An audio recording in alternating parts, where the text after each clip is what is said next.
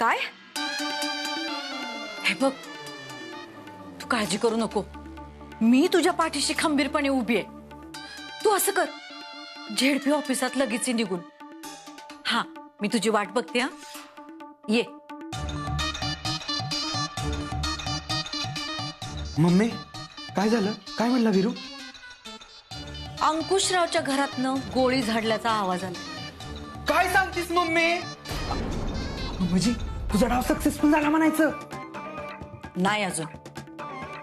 आपला हिरो हिरोईनला वाचवायला त्या अंकुशरावच्या घरात जाणार आणि तिथनं अजून एकदा गोळीचा आवाज येणार आणि मग तेव्हाच माझा डाव सक्सेसफुल होणार.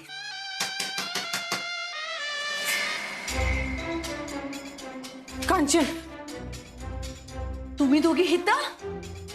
ही काय धर्मशाळा आहे का? कवा बी कुणी बी हित यायला? कांचन, काय बी कर आणि तेवढा तुला आडी उग. अगं, तो अंकुशराव पाटलाची पुरगी पळून आणायला त्याच्या बंगल्यावर गेलाय ग. नाही तर तो अंकुशराव माझ्या पोराचा जीव घेईल ग. तुझं पोरग काय नेमताय का ग? का मला विचारून तो अंकुशरावच्या पोरीवर लपड करायला गेला होता, तेव्हा मला विचारायला आलीस इथं? तूच म्हणालीस ना त्याला सरळ मार्गाने नाही झालं तर पळून जाऊन लगीन करावं लागेल म्हणून. तुझं ऐकून माझं पोरग खरोखरच तसं करायला निघालंय. ही लगीन होऊ शकत नाही हे तुला चांगलंच माहित आहे कांचन. सुनंदे, मी जी काय सांगितलं ते त्याच्या भल्यासाठी सांगितलं. मी असं बोलली नसते ना तर आपलं पोरग त्या पोरीपायी काहीतरी खाऊन नाहीतर झाडाला लटकून जीव दिला असता त्यानं. तुला हे असंच पाहिजे होतं का?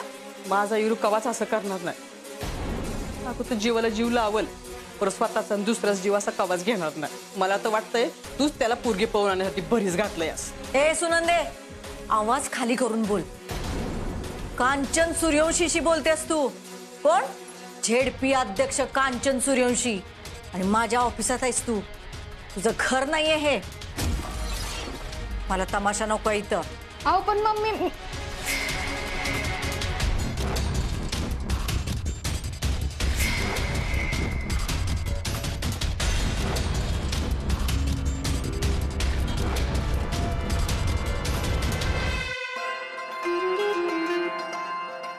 आणि काय ग सुनंदे, तुला नाक वर करून बोलतेस?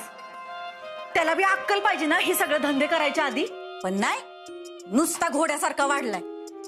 मी फक्त एवढंच म्हणलं होतं की तो अंकुशराव त्याच्या पोरीचं लग्न तुझ्यावर लावून देणार नाही, तुला पळून बी जावं लागेल. पण तुझं तू ठरव बाबा. ते तर पळून जायचं ठरवलं, त्यात माझा काय दोष आहे ग?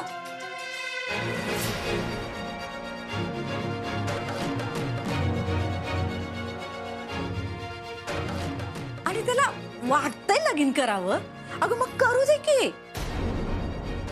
पोराचं एवढं बी सुख बघवणं झालंय वे तुला? आई आहेस का कोण आहेस? तुला काय कळतं का ग? मोठ्यासनी कशाला आणलंस इकडं? तुला माहितीये ना मम्मी तुला ह्याच्यावर किती खावळते. तुम्ही काही बोलूच नका. तुमचं ना पहिल्यासारखं प्रेमच उरलं नाही माझ्यावर. तुम्ही बस आयुष्यभर तुमच्या मम्मीच्या ओंजळीनं पाणी पित. मी काय केलं? त्या अंकुशरावच्या एवढ्या घरी गेला, मला कळवलं नाही बरं. आणि काय हो, त्यासने एवढी घाई कसली झाली वीरू भाऊजींच्या लग्नाची? इथे साधं मी अंकुशरावची लांबची पाहुणी म्हटलं तरी त्यासनी खपत नाही. आणि त्या अंकुशराव पाटलाची पोरगी बरं चालते त्यासनी.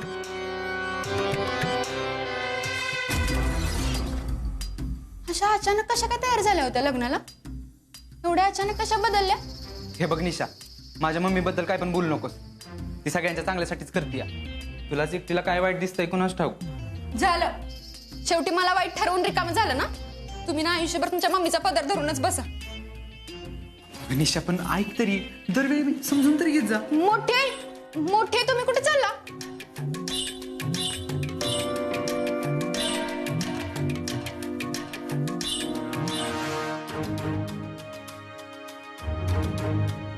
अरे अरे हिरू, थांबवायचं. मला तुझ्याशी बोलायचंय. आणि असं डोक्यात काहीतरी खुळं घेऊन चुकीचं पाऊल उचलू नकोस. पळून जाऊन लगीन करणं इतकं सोपं नाही र. अरे संसार करणं म्हणजे भावला भावलीचा खेळ नाही र. गमती गमतीत खेळून बघितलं. अरे एखाद्या मुलीला तिच्या माहेरच्या संमतीने लगीन केलं ना तरी माहेर सोडताना लई त्रास होत र. अरे मग पळून जाताना किती त्रास होत असेल हे असं याचा तरी विचार कर की र. आई, अगं त्या पियूला अंकुशरावच्या घरात त्रास होतोय म्हणूनच निर्णय घेतोय मी. अरे तुझं प्रेम हा आहे ते कळतंय रे मला, पण तुझा ह्यो निर्णय घ्यायच्या अगोदर तिला विचार तरी एकदा. अरे ती तिची जुनी नाती तोडून तुझ्या संग यायला तयार आहे का? अरे बाईसाठी कसं बी असलं ना तर तिचं माहेर तिला लय जवळच असतं रे. तुम्हा पोरांना नाही कळायची रे माहेरची माया.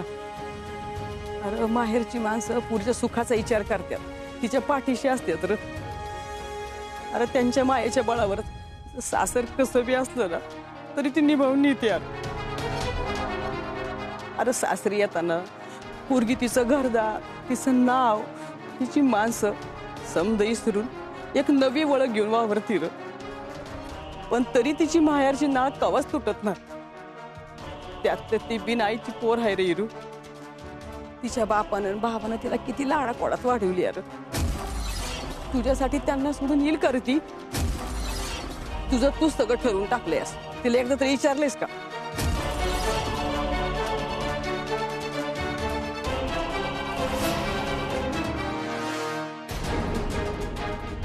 त्याचं खरंच मनापासून प्रेम आहे माझ्यावर डॅडी. मी नाही जगू शकत डॅडी वीरूशिवाय.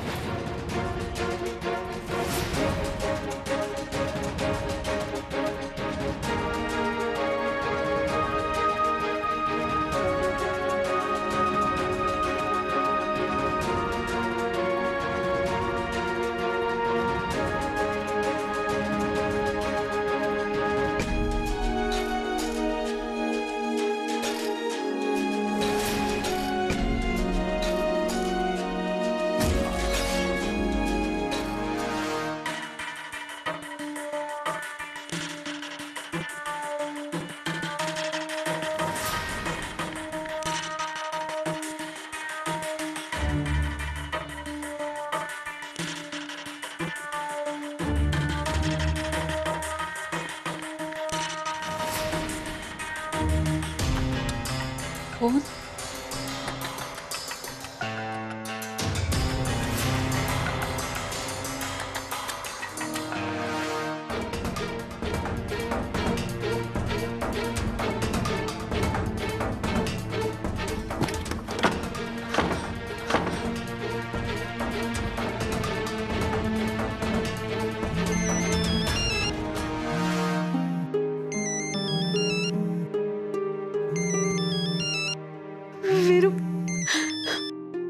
पियू, कशी आहेस तू? मी बरी आहे. तू कसं आहेस? मी नाही बरा. माशाची जशी पाणी विनागत होती ना तसं झालंय माझं. पियू, मी नाही जगू शकत तुझ्याशिवाय. मला बी तुझ्याशिवाय एक एक क्षण जीव घेणं वाटतोय वीरू. असं वाटतंय इथनं बुळत तुझ्याकडे येऊन तुला घट्ट मिठी मारावी. पण डॅडी आणि जग्गू दादा 24 तास नजर ठेवून आहेत माझ्यावर. तू नको काळजी करूस, मी लवकरच तुला तिथनं बाहेर काढीन. पियू, आपण ना पळून जाऊन लग्न करूया. त्याशिवाय आपण एक होऊच नाही शकत. तू तयारच ना माझ्यासोबत पळून यायला? एक गोष्ट लक्षात ठेवा पिऊ, प्रत्येक मुलगी ही बापासाठी काचेचं भांड नाही तर काचेचं काळीज असते. आम्ही कुठं बाहेर जाऊ शकत नाही. आमची मान खाली जाणार. अंकुशराव पाटलाच्या पोरीनं एका विरोधकाच्या पोराबरोबर लग्न केलं हे ऐकायच्या आधी मग तुम्हीच मारून टाका ना आम्हाला. काय झालं पियू? तू काय बोलत का नाही? करायचं ना माझ्या संग लग्न? वय करायचं आहे, पण वीरू असं नाही, सगळ्यांच्या संमतीनं करायचं. हे बघ वीरू, जर तू आणि मी पळून जाऊन लगीन केलं ना तर तुझ्या आणि माझ्या घरच्यांच्या माना लाजनं खाली जात्या. त्यामुळं तुझ्या संग पळून जाऊन मी लगीन नाही करू शकत. पियू, अगं तुझे डॅडी कधीच्या लग्नाला तयार व्हायचे नाहीत. तू बघतेस ना आपल्या दोघांची काय अवस्था केली आहे त्यांनी. तर डॅडींच्या संमतीने ना या जन्मात तरी आपलं लग्न होणं शक्य नाही. अगं डॅडींनी संमतीच नाही दिली तर आपण लग्न नाही करायचं का?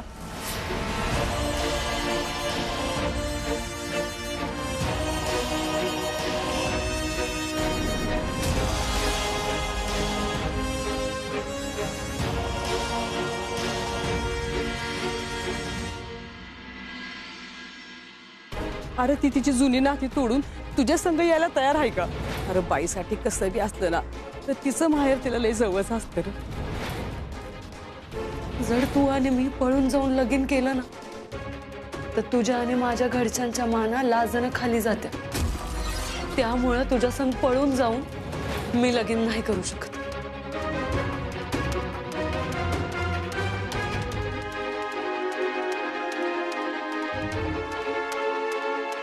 इरू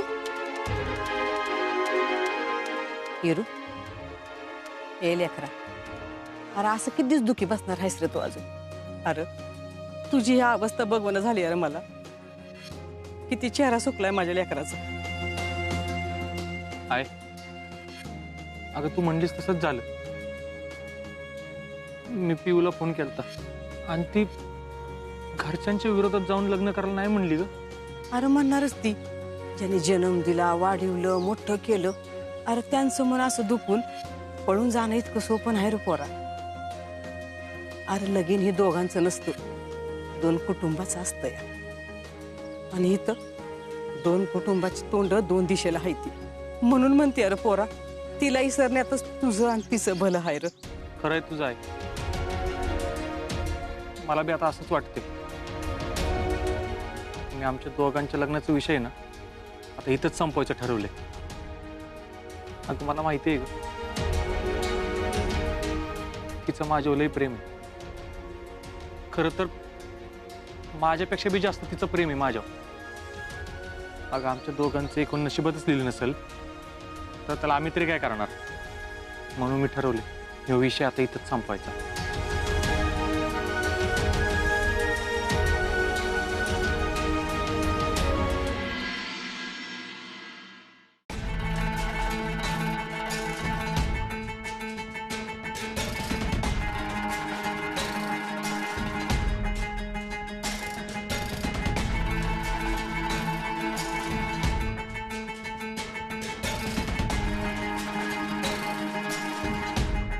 अहो बास झाले की आता, अजून किती पेत आहे? 12 वाजल्यात रात्रीचे. 12 तर आम्हाला त्या कांचन सूर्यवंशीचे वाजवायचेत. आमच्या घरात येऊन आम्हाला शानपणा शिकवून गेली ती. उठण्याची ढाल करून आमच्यावर वार करायला बघती काय, पण नाही, तिचे ढाली सकट तिच्या तलवारीचे तुकडे तुकडे केले तर नावचा अंकुशराव पाटील नाही. त्या झेडपी अध्यक्षाच्या पदाच्या जीवावर करते. आता तिने तिची पुढची चाल खेळायच्या आधी ना आपल्याला काहीतरी केलं पाहिजे. तुम्ही तिच्यावर घोटाळ्याचे आरोप केले होते ना, म्हणून तेवढी निखारागत पिटली. भेटू दे गे, भेटू द्या. असले कितीतरी पेटते निकारे आम्ही आमच्या टाचाखाली रगडून त्याची राख केली. कांचन सूर्यवंशी तिला झेडपी अध्यक्ष असल्याचा लय माज आहे ना. नाही, तिचा माज आम्ही उतरवला नाही, तिला पदावरनं खाली खेचलं तर अंकुशराव पाटील नाव नाही आमचं. बघाच तुम्ही.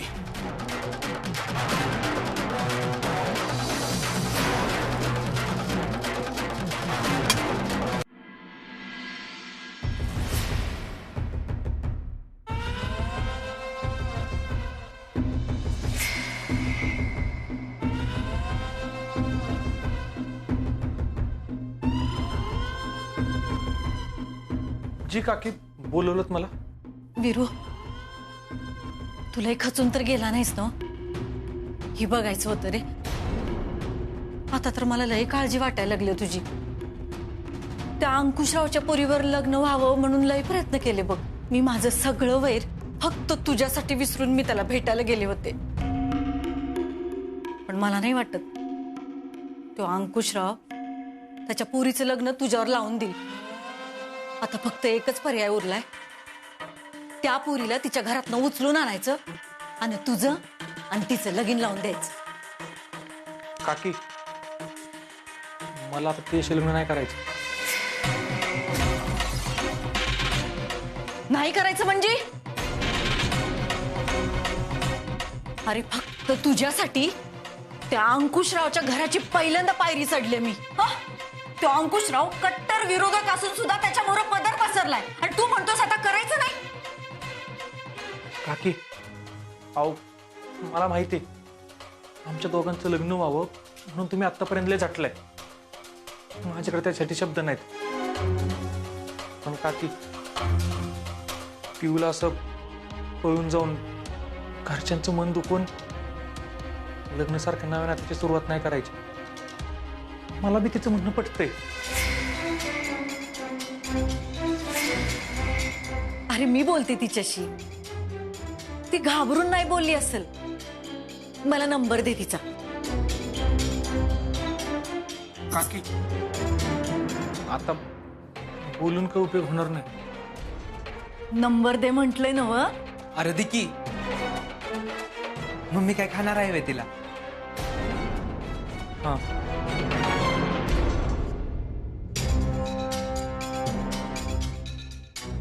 पण काकी, तिला फोर्स नका करू बरं का. मला असं तिच्यावर दबाव टाकून लग्न नाही करायचं. येऊ मी?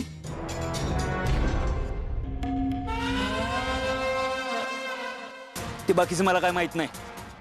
काय वाटेल तेवढा पैसा जाऊ द्यात, तुम्ही फक्त आकडा बोला. पण त्या कांचन सूर्यवंशीचं पद गेलंच पाहिजे. हा, आजच अविश्वास ठरावा ना तिच्यावर. साहेब, साहेब ऐका ना. हो साहेब,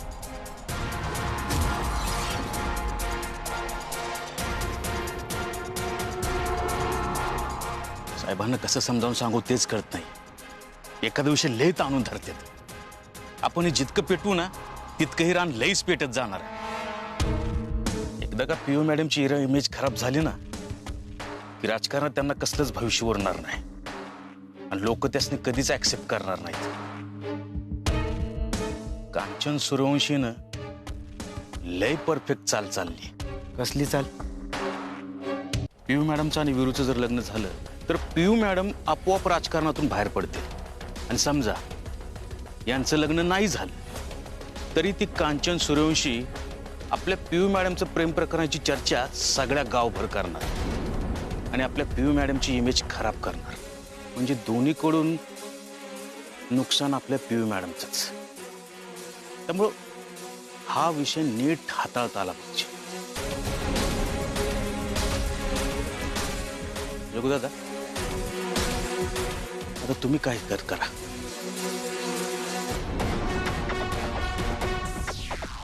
बाय, आता मलाच काहीतरी करावं लागेल.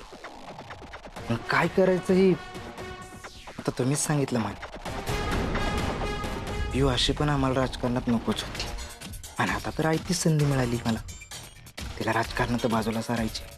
तेव्हा बहीण बहीण या नात्यात लय अडकत न बसता या संधीचा फायदा घेतला पाहिजे.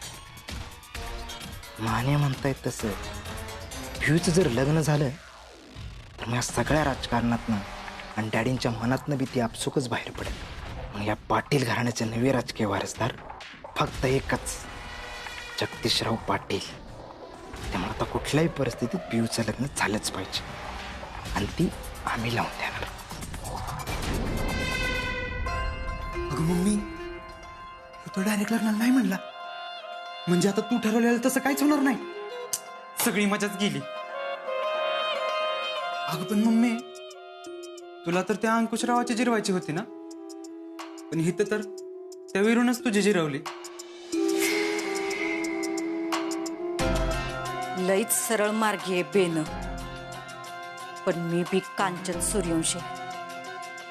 म्हणजे आता काय करणार आहेस तू?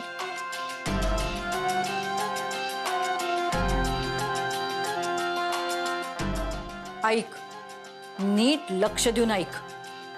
तुला आता लय महत्वाची कामगिरी पार पाडायची. 4-5 पोरं घेऊन माझ्या पुतण्याला गाठ. हे बघ, त्याला मारा झोडा, पण जीव जाईल असं काही करू नका. तो चांगलाच घाबरला बी पाहिजे. हल्ला करताना त्याला कळलं पाहिजे की ह्यो हल्ला अंकुशरावनं केलाय. तेव्हा तुम्ही त्याच्या नावानं बोंबला. काम नीटच व्हायला पाहिजे, नाही तर खानाच फिरवीन बघा. पृथ्वी, आता बघच ह्यो भडका कसा उडतोय तो. सहजासहजी आग इजू द्यायची नाही ही कांचन सूर्यवंशी.